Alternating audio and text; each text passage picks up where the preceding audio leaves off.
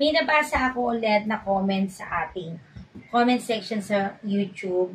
So, shout out po muna natin na ating viewers po na si Sam CB52. So, ayan. 1 year ago na to, pero ngayon ko lang masasagot. Kasi, meron talagang mga nagme-message din sa akin about small capital lang. So, ang concern niya kasi dito, mahilig daw siyang maglaba at gusto niya rin daw start ang laundry business. Pero, small capital lang.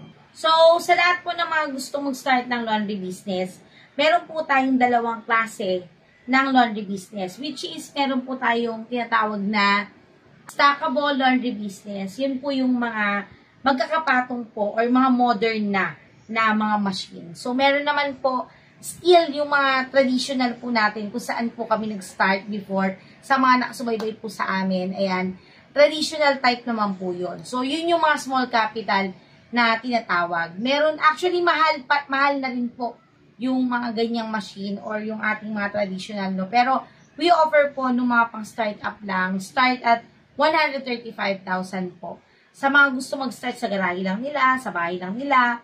But, 100% sure ako na kikita kayo. At almost same lang din naman ang kita. Pero syempre, kung gusto mong mabilisan, malakasan, at modern na, syempre meron tayong mga ino-offer na higher Pro XL. Dito naman, industrial na yung mga makina ninyo. Pwede na kayong mag-cater ng mga company, katulad ng ginawa namin mga beauty company, yung mga hotel, yung mga linens, yan. Pwedeng-pwede po kasi nga malalaki na po talaga ang mga makina na to. And, of course, syempre, mas doble rin ang kita kung ganito rin yung inyong setup. Kasi nga, merong 2 sets, 3 sets hanggang kung ilan ang kaya ng ating mga clients. Ayan, para magkaroon lang din kayo ng idea, yung ino-offer kasi namin na startup na ganito, na pwedeng pangbahay lang or garahe lang, is para sa mga taong katulad namin na nangarap din magnegosyo, pero syempre hindi natin kasi kayang makipagsabayan sa malalaking kapital, pero binibigyan natin ng chance i-share yung mga naging natin na knowledge or yung mga experience natin na ginawa namin ng package dito sa JLEX. So, dito ino-offer namin para makapagsimula sila, especially mga OFW natin na gusto magsimula muna sa mga ganitong maliit na kapital naman na pwedeng naman din talaga.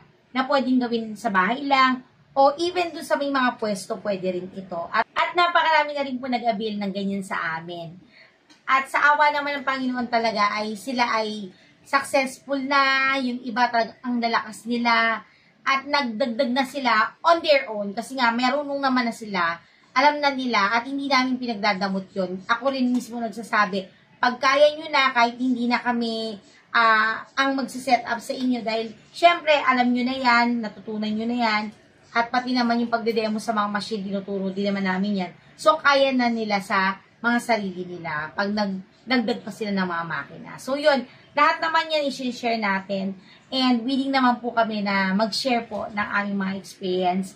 Lalong-lalo na po sa mga gustong mag-start sa small capital. So yung mga bisa lahat naman ng gustong magpa-set up at gusto pong mag-contact sa amin, heto po ang aking Facebook account. Pwede nyo akong i-message dyan or sa ating Facebook page. Ayan mga thank you so much and God bless po.